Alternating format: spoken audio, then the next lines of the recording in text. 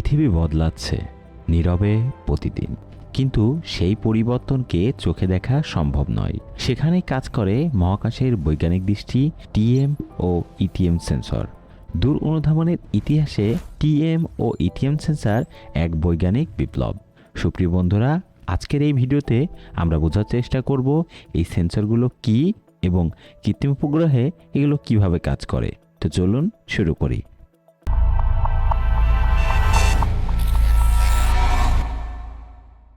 TM বা থিমেটিক্যাল ম্যাপার হলো এমন একটি মাল্টিস্পেকট্রাল দূর অনুধাবনের সেন্সর যা ল্যান্ডস্যাট 4 ও ল্যান্ডস্যাট 5 কৃত্রিম উপগ্রহে ব্যবহৃত হয়েছিল।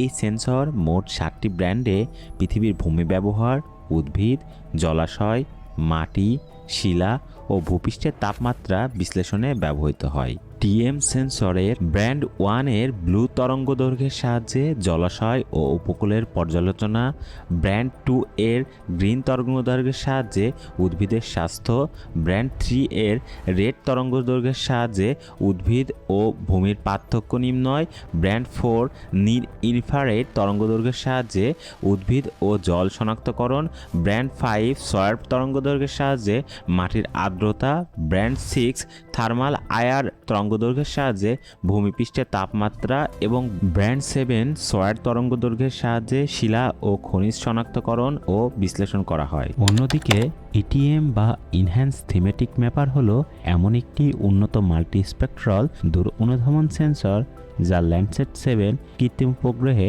সংযুক্ত ছিল। এই সেন্সর 8টি ব্র্যান্ডে পৃথিবীর ভূমি ব্যবহার, উদ্ভিদ, জলাশয়, মাটি, নগরায়ন এবং ভূপৃষ্ঠের তাপমাত্রা বিশ্লেষণের জন্য ব্যবহৃত হতো। ইটিএম আসলে টিএম সেন্সরের উন্নত সংস্করণ।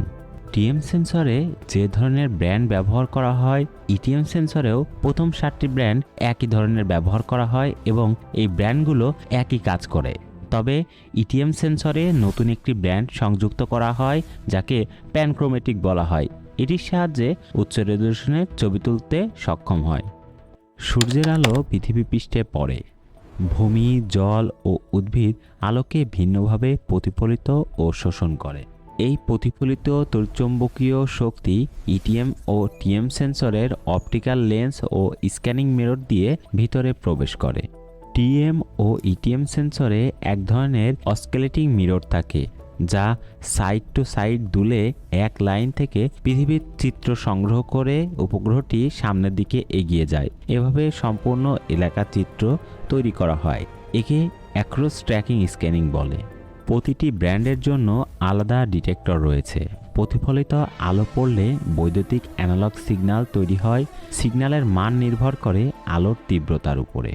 টিএম ও ইটিএম সেন্সরের মধ্যে এডিসি অর্থাৎ অ্যানালগ টু ডিজিটাল কনভার্টার রয়েছে যা এই সিগন্যালকে ডিজিটাল সংখ্যা ডিএন ভ্যালুয় রূপান্তর করে। ডিজিটাল ডেটা রেডিও তরঙ্গের মাধ্যমে পৃথিবীর গ্রাউন্ড রিসিভিং স্টেশনে পাঠানো হয়। পরে ইমেজ প্রসেসিং করে এর বিশ্লেষণ করা হয়।